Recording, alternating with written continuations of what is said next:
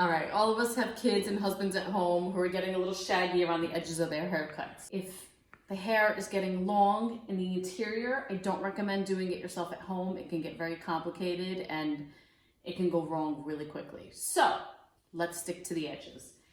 A lot of times when the edges are messy this way, when the hair starts to grow in, it changes the look of the whole haircut because it makes it look overgrown and sloppy. So just by cleaning up these edges, we can make it look like a fresh new cut without touching anything in the interior. So I have a cape, but if you don't have one, a towel is just as good.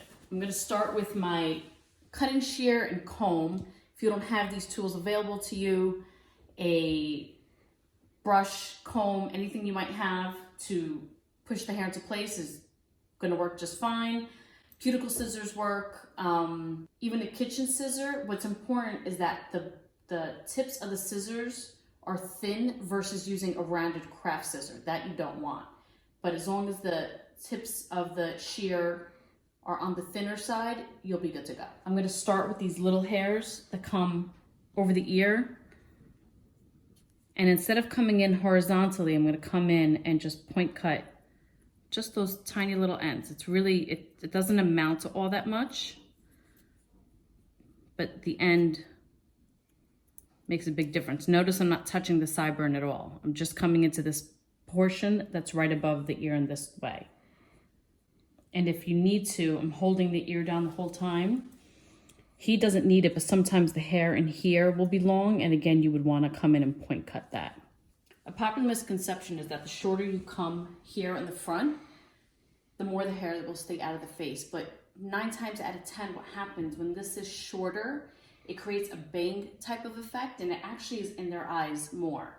So when it gets a little longer, it's actually easier for them to just use their hands or let the natural direction of, let the natural cowlick take over, and it comes to the side versus coming too short in here. So now that it's gotten longer, that's happening much more naturally with him. If this is not the case and you do feel the need to come into this hairline, we never want to come in with straight lines this way. So you're always coming in this direction and point cutting into here. And that's going to give you, that's going to be the only way you should ever cut this hairline. Now, last, we're going to address this hair down here.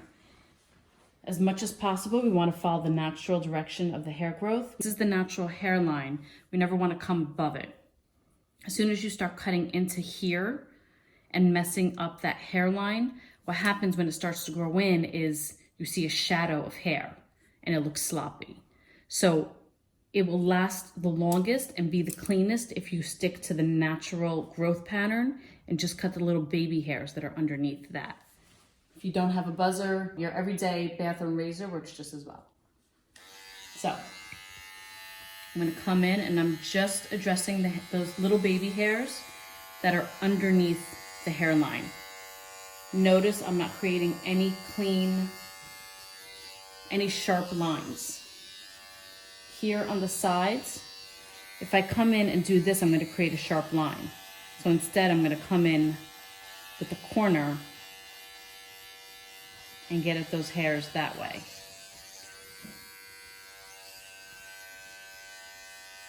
I'm coming in just softly. Here at the sideburn, point of measurement is always this little knob on the ear. You want the bottom of the sideburn to hit the center of that knob. So if I'm coming in and I'm gonna line up first, and then just very carefully, notice here I am at the center of the knob. I'm coming in and just cleaning that up right underneath. Again, the softer the line, the better regrowth pattern. All done. Can we get a smile, Joe? And you get to kiss your kid.